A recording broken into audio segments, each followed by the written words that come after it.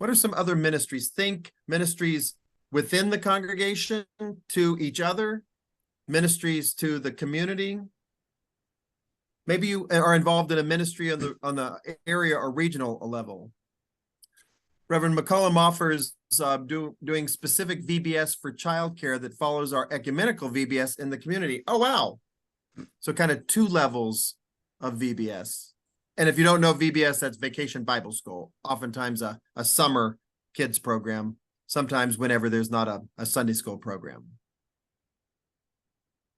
Homeless shelter in the building the church owns. Yes, and I actually know which church you're talking about there, Brad. Working to forgive medical debts within the local community. That's a huge one, huge one. A food pantry. I know the church that I attend has just added a blessing box and a little library.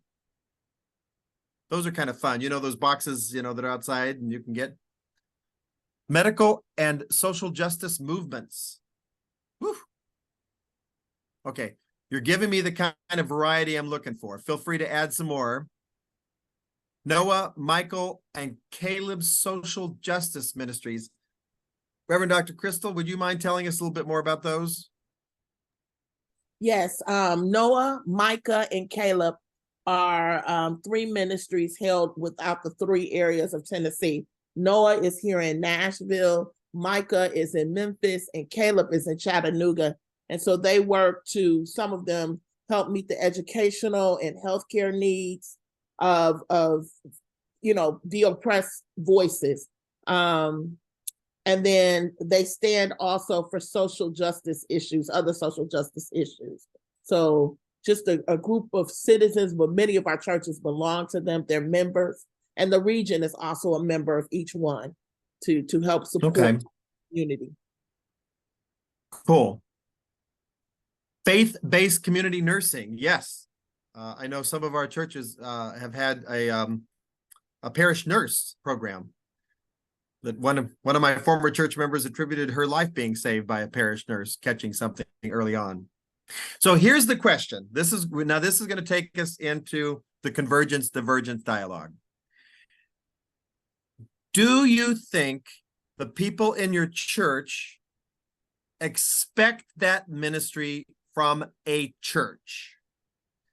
Or conversely, do you think the community expects that ministry from a church? So convergence is about what people expect, kind of the traditional way of looking at church. And divergence is new, innovative, creative, out of the box, or even just non-traditional ways of doing church. So, in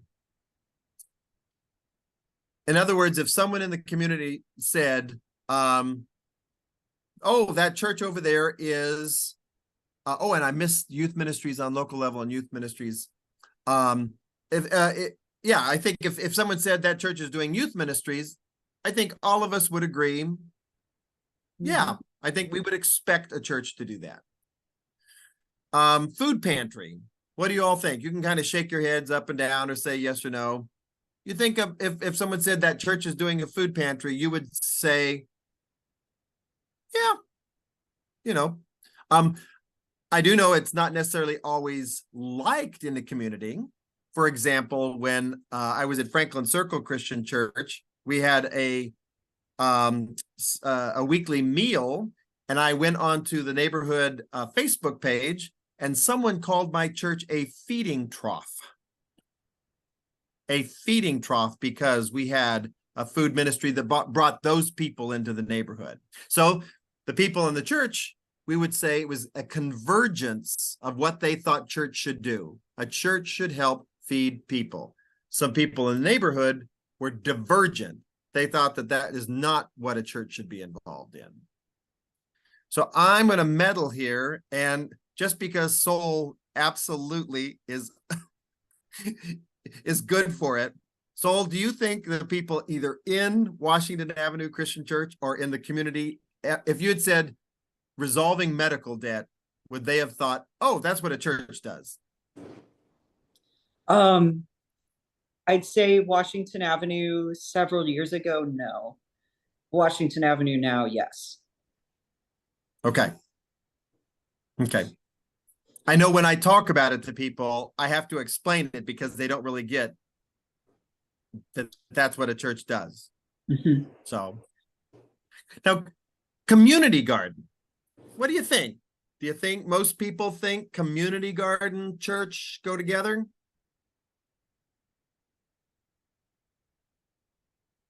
I see at least one no. A couple of yeses. You know, a lot of these we would like to think everybody sees them going together, but we're trying to get you into the frame of um, convergence and divergence. Faith-based community nursing. I know when I first heard about it, I never even thought about a nurse being placed in a church. Now, there are some traditions where that's a big thing. So, okay, next question. Again, I'm going to put this into the chat so we can all see it. Now we're going to talk about the people. Describe the people of the church where you worship and serve? What are some characteristics? I know you can't be, you know, we all have diverse congregations, but generally, would you say, you know, farmers, professional, retired active? The congregation I'm a part of, I think it's pretty well, say they're educated, pretty well educated, probably a lot of doctorates.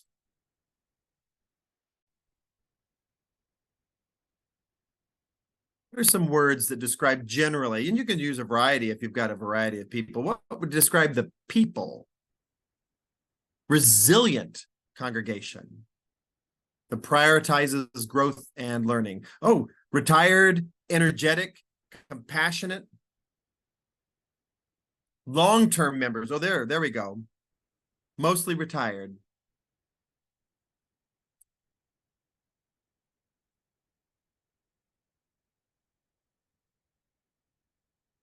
What are some other terms that you would use? Are they movers and shakers, or are they kind of traditional? Are they big singers? I know we've got some congregations, some active in the community, some sleepy. Let's be honest. I know we have some musical congregations in the Christian church in Ohio, and they would kind of gravitate to musical. Big singers. Yes, I would agree. When you have good organ, you have good singing. Mostly retired, very friendly, very traditional, the will to help. Okay, so you can still keep adding, and I'd love to hear from some of you that haven't described your people. Open-minded. The people in the churches of my district are survivors from a cross-section of professions and businesses, and mostly retired. Okay, open-minded, yeah. Okay, so we're going to ask the question, do you think your people are open? Hey, John, good to have you on. Thank you. We're asking some questions to get us started about people in our congregation. Okay. Oh, Brian offers that we have a computer for music, but they have a piano, but no one plays it. I'm in several congregations where they have to use recorded music, either video or on one of those recorded players. So the question at hand then is, how do your people deal with change or with innovation, with a great example? In between March 16th of 2020 and March 24th of 2020, how did they deal with having to watch worship on a video screen? Or Tara says that progressive, that they're ready to move forward. That's exciting. Um,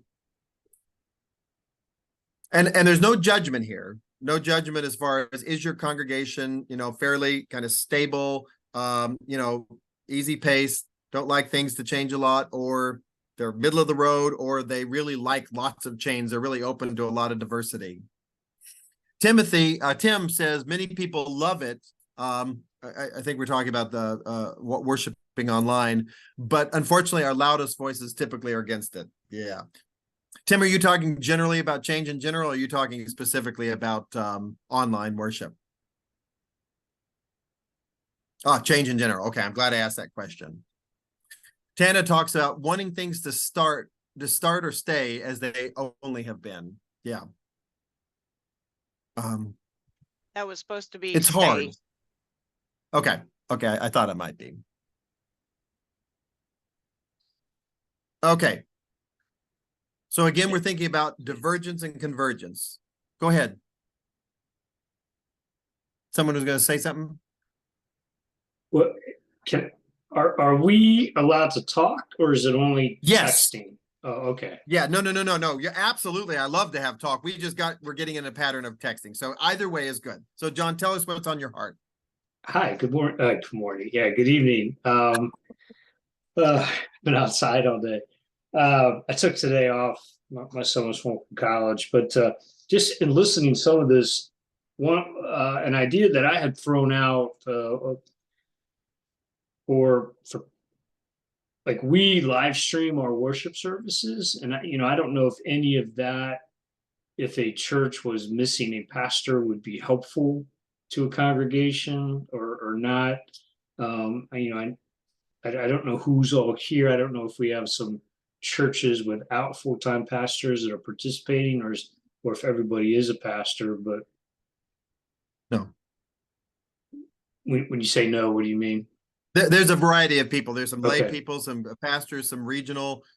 So it's a little variety. So what we were trying to look at is, could we partner with a congregation without a pastor, that would still allow that congregation to come together every Sunday, worship on their own, have their own music, have their own communion, have their own prayers, but then live stream in a sermon or a message.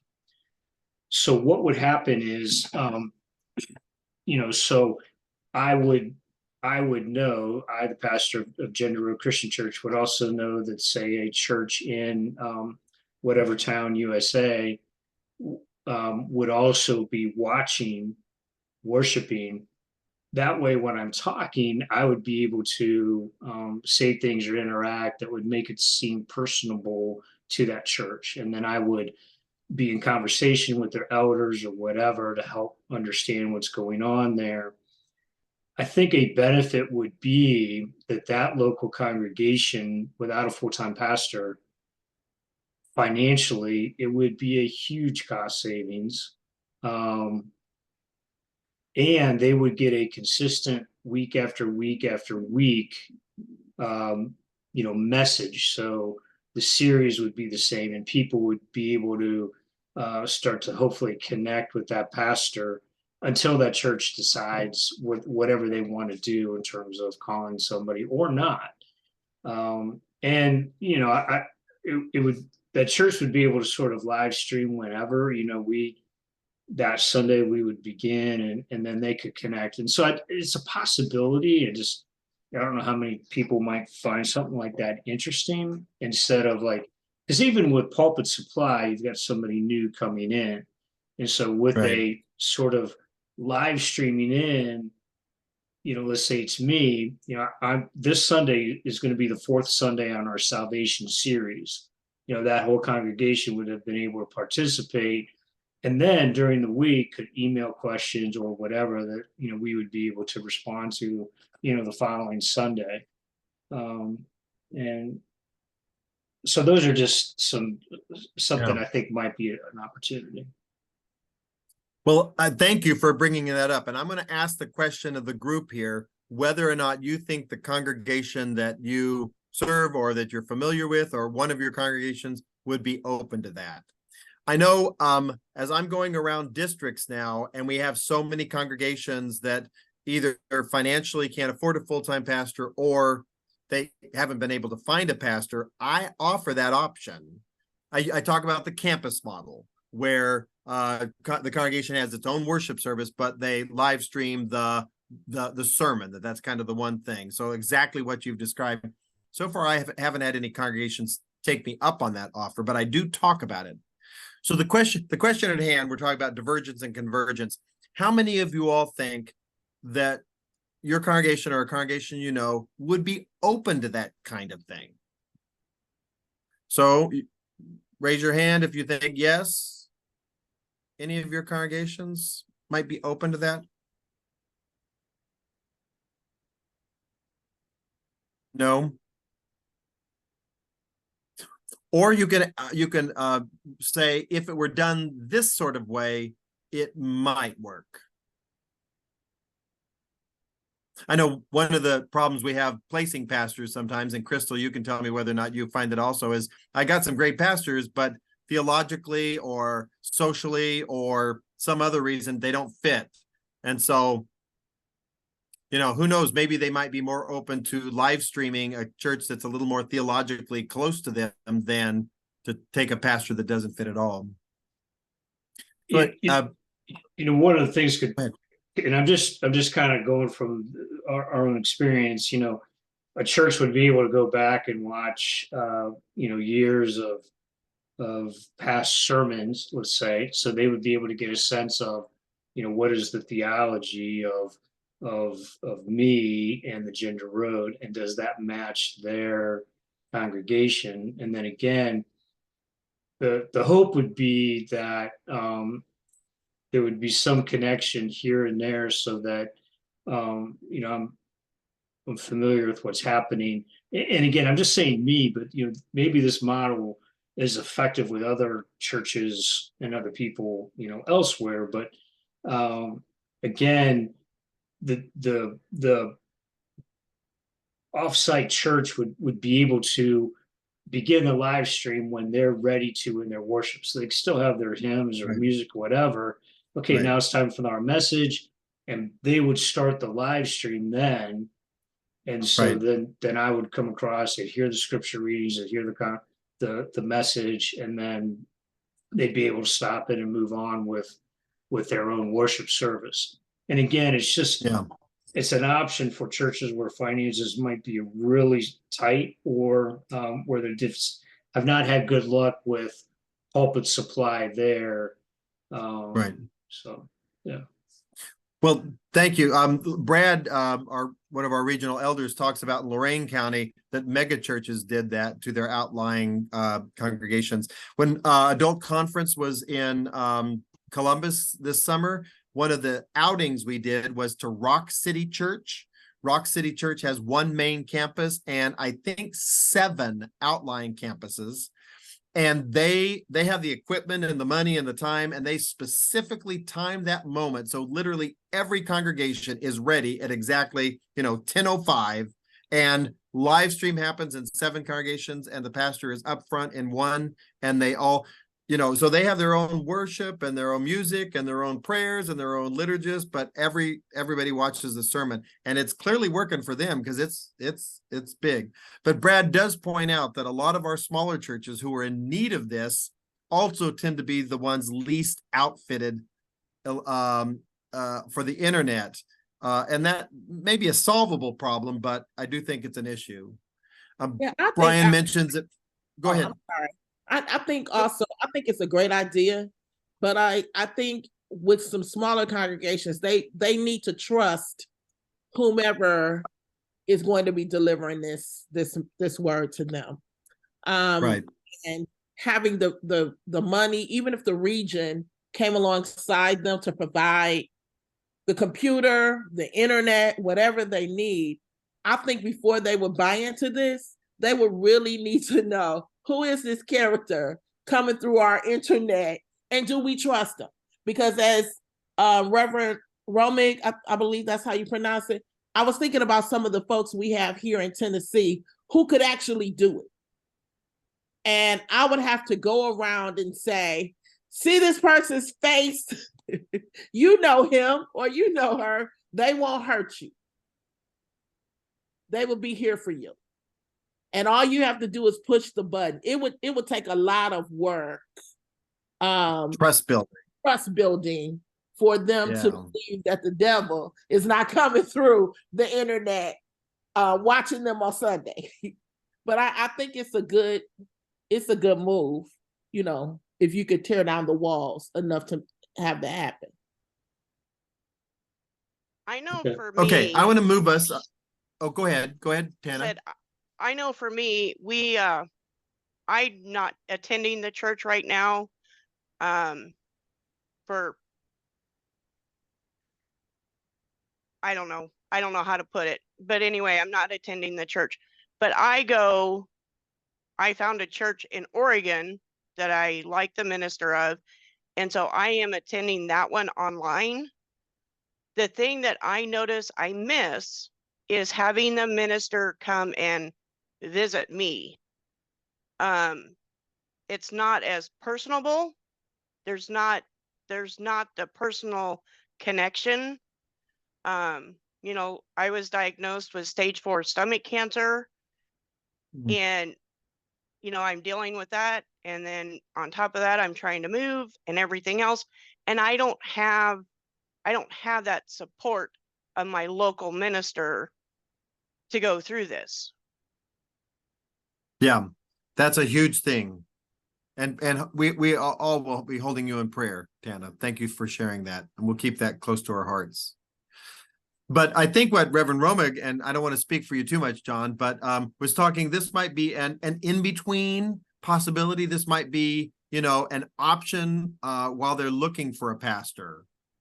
At least that. I mean, for a congregation that's really open to it, it might be a long-term thing. But I think John was offering it as a way to kind of fill until something more stable comes along, because everybody wants to have a pastor, I think, that, you know, does all the things pastors do, visit and eat their wonderful cookies and things like that. I want to focus on I'm not going to do a lot of reading, but there was two paragraphs in Alan Stanton's book that really absolutely captured what I think this concept of divergence, convergence and divergence is, and I think this will be some good discussion starter. So he writes, the challenge, of course, is that most prescriptive methods, meaning, you know, ways of helping church vitality that are offered, are born out of a different time period and a largely different culture. One expert points out that the majority of church leadership techniques, and indeed our modern ideals of congregational life itself, are the fruit of a convergent culture. In a convergent culture, uniformity is prized, and it becomes the foundation for leadership. That's important. Convergence is about uniformity. In the 1950s and 60s, it was a cultural expectation that people attended church on Sunday morning. Approaching and maintaining a level of uniformity was a desired goal. So that was kind of the goal of church, was, you know, to be like all the other churches. And as this expert puts it bluntly, it isn't difficult to lead people in a direction they're already going. Really talking about the church culture of the 50s and 60s, or 40s and 50s, you know, it was kind of on a very even keel. But in a divergent culture, however, difference is emphasized. And these differences become the root of leadership. In our culture, people, meaning today, people value independence and their individuality. Shared experiences are fewer and less significant. No, and more significant. Consider the numerous new expressions of faith that routinely pop up. Theology on tap, coffee houses, small groups, dinner church. These are all designed to emphasize difference from conventionality, prioritizing divergence over convergence.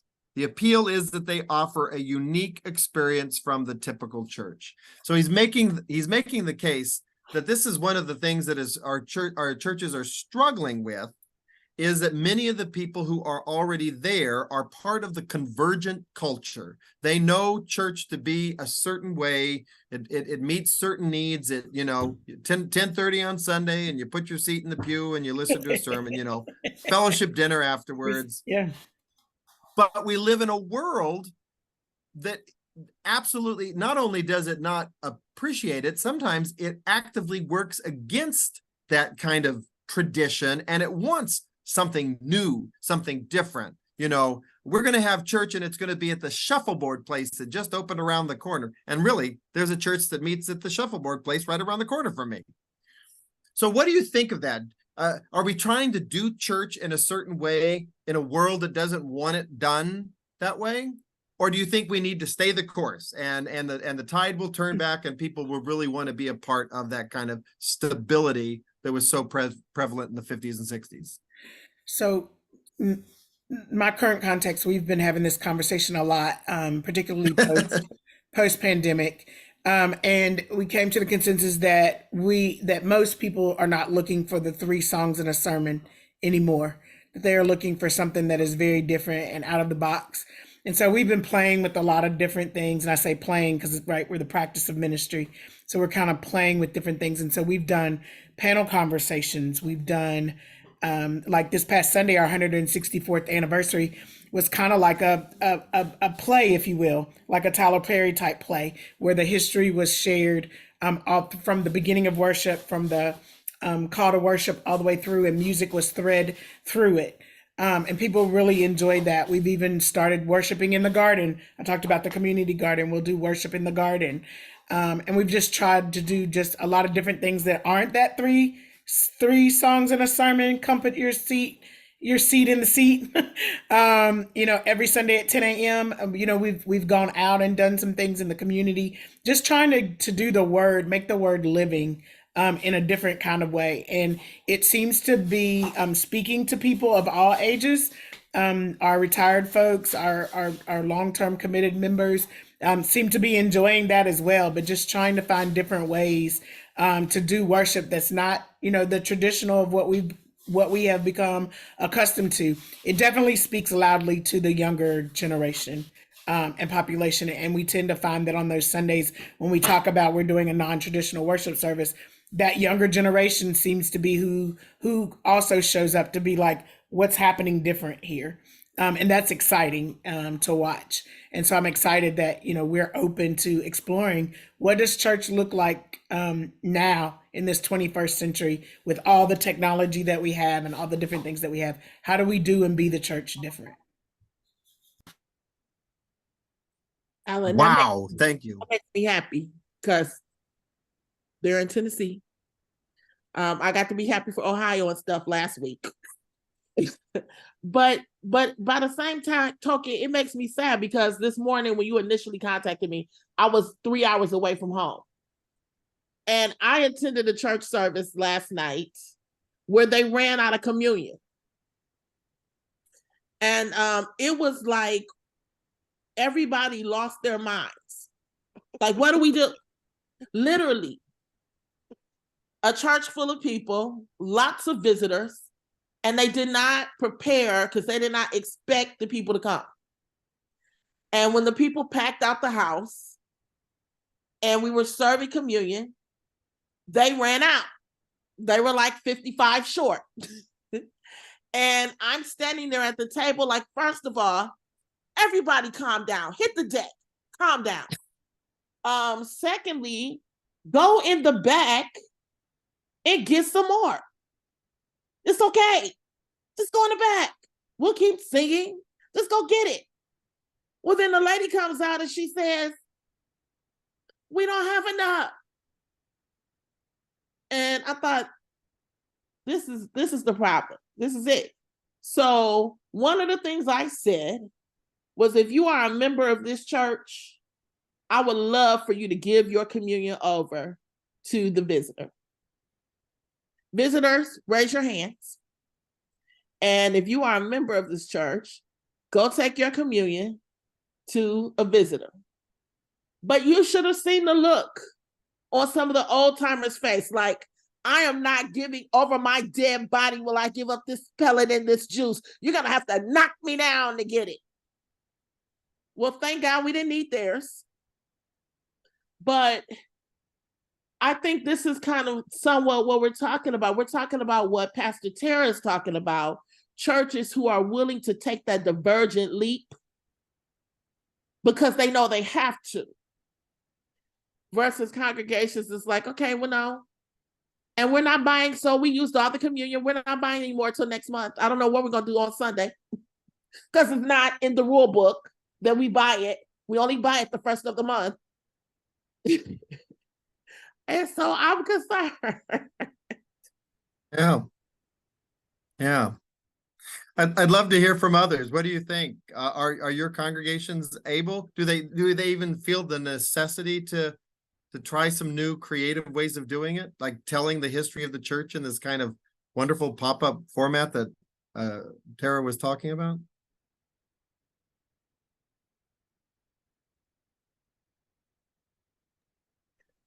We do every once in a while, we do, especially in the summer, church in the park. And so we'll have our church service like in the local park here. And we have ran out of communion, and I don't know, she was an older lady and she like literally went into a panic attack about running out of communion. And I'm like, just walk back there. We'll walk back there and we'll make communion. And then so we went back and we made communion. And she's like, well, now what do we do? It's made. And I said, take it to the table, you know? So yeah, we do a few things, but I noticed the conflict because our minister here does the Presbyterian Church and the First Christian Church. And if one of them does something, the other church won't attend. Very conflicty between the two.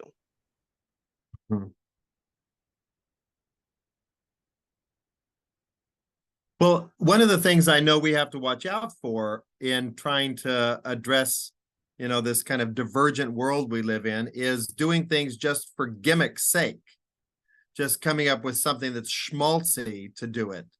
And I know when I was a local church pastor here in Cleveland, we tried to do some fun things, and I found myself a few times doing some things that were just kind of gimmicky, and they fell flat. But when we did something that was kind of authentically, different, and two of the ways that I found the easiest, and I'd love to hear from you all if you've tried these things, we moved from the Sunday school model that, you join a class and you're part of that class until you die, to short-term topics that we named, started on October 1st and ended on October 30th. Here's the topic, here's the leaders, come if you can. And then we took a few weeks off, and then we came up with another topic or, book of the Bible. People really liked that better. And same thing with preaching. I used to be a lectionary preacher, and I preached only on the lectionary, which was lovely because you kind of work through the scriptures and all that. But I found every now and then, if I felt the need in the congregation on a particular topic, I would come up with a sermon series. And so I probably had 2 or 3, maybe sometimes even 4 sermon series scattered throughout the year. And people really liked that because there was just this sense of it wasn't forever. It was this time, and I could commit to this kind of time to keep focused on something. Do you all find those things helpful? And I feel free if you say that your congregation really thrives on stability and sameness, which is fine. I just love to know more about that. Let me look at it. So again, in the midst of this pandemic and the post-pandemic, the same conversation around Sunday school and Bible study. Sunday school had, 4 or 5 people on it every week, the same 4 or 5 people. And mostly those were the teachers, the 4 or 5 teachers that rotated the teaching. And very similar for Bible study. It just wasn't well attended. And so we took a survey, had some conversations, small group conversations, and discovered that the majority of the church was open to coming into the church at study model. And we rotate. Sometimes we're talking about theologically about a movie. Sometimes it's a book. Sometimes it's a book of the Bible. Sometimes it's a theme or a topic. And we kind of just, and there's different teachers, so it's not always the pastor. There are other folks in the congregation who also have, theological training or theological lens or just the expertise in a thing. We talked about educated congregation. We too are a very educated congregation. And so there are folks who can talk. And so we moved to an online model on Tuesday evenings at 6 o'clock, 1 hour, to talk about whatever this topic is for the month. And then once a quarter, we come in person and share over a meal and kind of surmise what has been going on and taking place. And it has worked really well. Attendance is up because we moved to the Zoom model for that on Tuesday nights. And then coming in person, it's one time. And everybody kind of clears their schedule for that one time a quarter so that there's a lot of people in the building, and it's a great time, and it has worked really well. And people seem to get excited about the study. Tara, can I press a little more?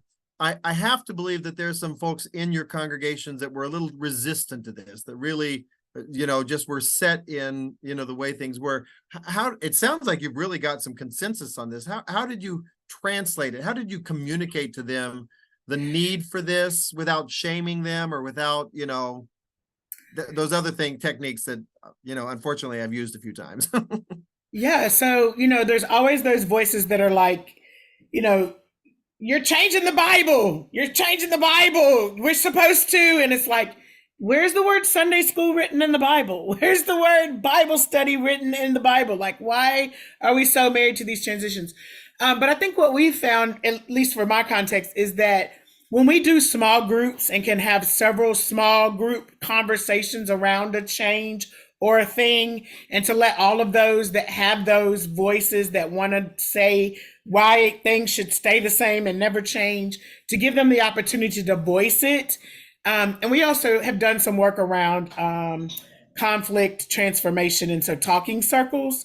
And so using that model to allow everyone to talk and to put out into the atmosphere whatever it is that you want to say in a non-judgmental format, everybody get it out, and then dialogue about it. We find that we can get folks not necessarily to like fold, but to be like, oh, I never thought of it from that perspective, or, oh, I didn't view it from that way. And so those voices have been heard, and they begin to, I wouldn't say become silent, but they do begin to be softer and be at least open to the idea of coming into the room and seeing what's still happening. Because Sunday school is still happening, right? Bible study is still happening, right? It's just not happening it's not happening at 9 a.m. before worship and on Wednesday night. It's happening in a different format. That's great. So it's about hearing people, authentically listening to them, giving them a place to have a voice. So I'd love to know, forgive me for pressing because I'm very fascinated by this. Do you do that before you even announce any kind of change? Do you announce a change and then do it, the conversation? Do you go ahead and just do something new and then give them a chance to talk about it afterwards? So even if we make a change without the small group conversations, there has been at least conversations with the boards and the spiritual officers. Okay. And so those folks are at least on board, right, with the change. Okay. But then we give the opportunity for small groups. But if it's going to be something that we know is just really going to rock us at the core, then we go ahead and formulate those small groups and say, hey, we've got this idea circling, and we want to hear from you all. We want to hear what you think about it before we make this change. And so we open it up for a dialogue and have different meeting. It could be on the Tuesday night when we're already supposed to be together for the church's study, or it could be, we offer a Saturday morning for somebody who can't be there on the evening. So we offer a couple opportunities for you to be able to come and to give your voice to the conversation. And then we move forward together. Yeah. That's great. Thank you. Do others want to talk about how you work with bringing in new ideas and kind of responding to the changing needs of society, how you integrate that into your congregations? I haven't been looking at the chat to see. Oh, okay. Let me just read what we've got, so it's for the record. So Reverend Donahue talks about technical solutions but also adaptive behavior. And I really appreciate you kind of naming that, because one of the problems is that people in our position, denominations and so forth, we have so many churches that we tend to try to come up with a solution that's kind of a technical solution, and just try to make it work in as many places as possible. But it's really it's got to be personal and adaptive to each congregation, and that just takes a lot of time and personalization. So I appreciate that. And then Tim, Reverend McCollum, talks about TED Talks for Sunday school conversation starters. You mean literally the TED Talks? They're fun, and then have a traditional Bible study. But the thing that has reached beyond the walls into the community is daily live devotions on Facebook. Yes, if you haven't watched Tim McCollum's live devotions, they're fantastic. Alternate between series and lectionary readings. Very short, very, very manageable. If you ping it on your Facebook, it comes up right away, and Tim McCollum is live. Other ideas?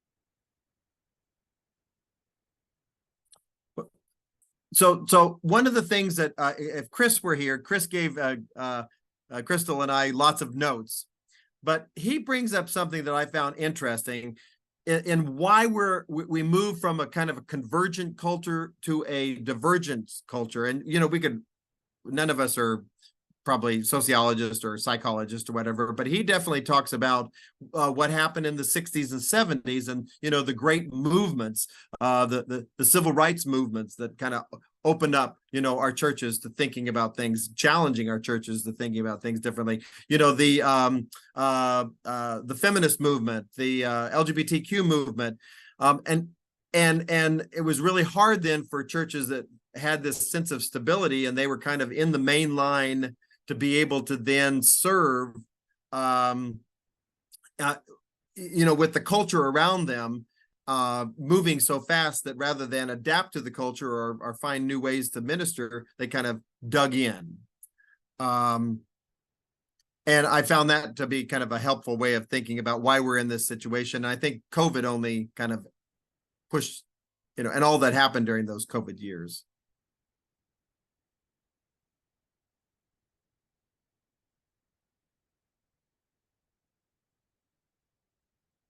Okay, looking over a couple other notes.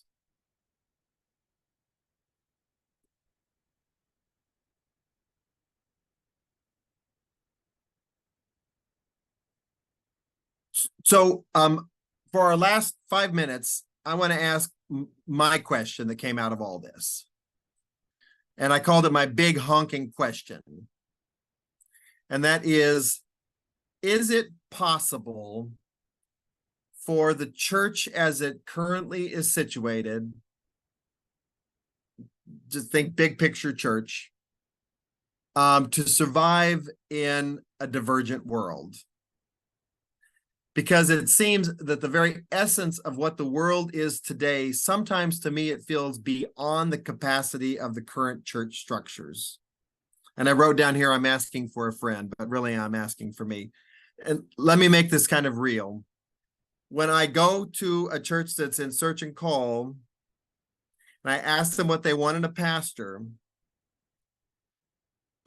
sometimes it catches my breath, because the description of the pastor they're looking for in 2023 looks to me like exactly what I would have heard from a church in 1954.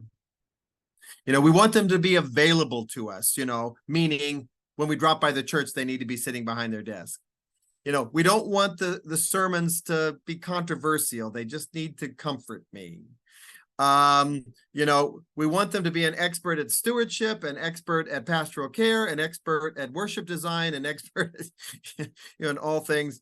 And I get just despairing, because then I look at the profiles I have, and I've got these clergy that, I want to be out in the community. I want to, be about innovation and design. Do you think the church of today can really live in a divergent world? Tara gave us an example of a church that is trying to do some things. And I think Sol last week also talked about a church that trying to do things differently in a new world. Is it possible across the board, or are we destined to die? If I can, I want to add my voice to this one because it's a little bit longer than a chat Please. in my response. Please. I read something not long ago in one of the leadership books I was reading, and I read too many of them, so I forget who the author was. But the author commented that when the leader of a church loses the capacity to hope for his people, that they're no longer capable of leading into a new future. And I think one of the things that we need to be able to do in our church today is to speak honestly in churches that don't want to change, to say, hey, we celebrate you, we honor everything that you've been, but you need to be able to understand that the culture is moving on without you. And if you can't move into a place where you're ready to meet the culture where they are, they're not coming back to meet you where you are anymore. And we need to be able to speak those words honestly and with lament into a church that is basically looking for hospice care, and say, I would love to get you a pastor that will care for you till you're all dead. And at the same time say, but if you want to live, then you need to make room for God to make a new future for you. And that new future is going to look very different than your past. Yeah. Thank you, Pastor. Yeah, and it's hard because they look to, people like Reverend Crystal and I, Reverend Dr. Crystal and I, and just want us to fix it, just to fix it. And I do try to be honest. I don't know what you do, Crystal, but you have to say, Already folks, know what I do. What's that? And you already know what I do. Yes. You do. I just had a church this last week that said, how come we're not getting more candidates? And I said, well, I've had a few that just didn't feel it was a right fit. And he emailed me right back and said, I want to know why. Can I call them and find out why? And I had to say, well, actually, the ones that turned you down was because they need an open and affirming church. They need a church that they feel safe, where their friends are safe. And I didn't get any response after that. It's like, okay, you asked for the honest answer, and I didn't know exactly what to say at that point. So one of the ways, Tim, one of the ways I haven't done this is I saw a Facebook post by a young 20-something clergy person, and I'll share this with anybody who wants. And she just wrote what I would say to a search committee if I were on a search committee. So I wrote her and I said, could I use that with my search committees? Because it's just painfully honest about what a young pastor is looking for in a church. And it's all about this convergence, divergence dialogue. And she said, yes. And she said, let me clean it up a bit. And so I give her credit for it, but it's part of my packet. And I say, you need to read this letter from a young pastor before you do anything else in your search process. And whether or not it helps or not, because I can't say it because I'm an old guy, an old guy with a white beard. But I'm hoping that this will be a way for them to feel to be honest about what the future holds for them. Okay. This is a real good talk, Pastor. And I want to say this. I don't think that the Church of Jesus Christ is going anywhere. And here's why. Now, and I'm getting ready to get preachy, preachers, because we come out of his side. We're not going anywhere. However, with that being said, we better start practicing how to say the word divergence, because we cannot keep it up.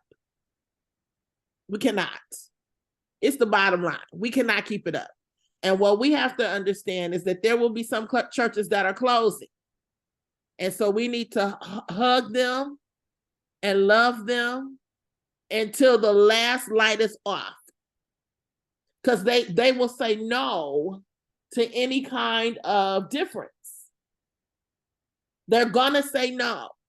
And some old lady is going to hit you with her cane because the answer is no. And so we hold their hands and we keep visiting them and we love them. But then there will be those who will listen up, those who will be excited and they will come and say, save me, give me that girl's email, give me Pastor Roman, give me somebody, because we believe that we need to be here. And those are the ones that we will try to work with. But some of our churches are going to say goodbye to us. And I have laid on the railroad tracks just recently. I said, I laid on the railroad tracks for a church. And I had to say to me, crazy person, get up off the tracks. Train is coming.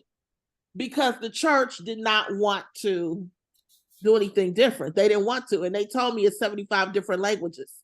And I kept trying. So, you know, we're going to lose some, but we're also going to gain some. Amen, Pastor. That is a great way for us to end. We promised we were going to go for an hour and we're about 5 minutes over. So thank you. And I love how you end. The Church of Jesus Christ on earth is alive and well and will be as long as God needs it to be.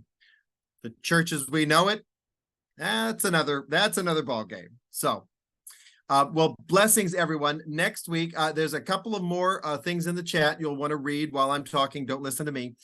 Next week's topic is going to be, what are the metrics?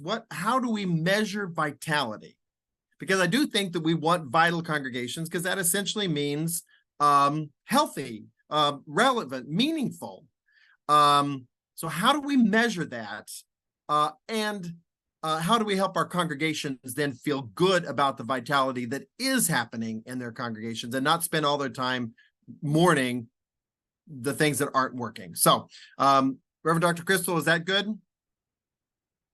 Okay. Well, I think her sermon is a good closing. We don't need another benediction. God bless you all, one and all. Take good care, and we'll talk next week, okay? Bye, everybody.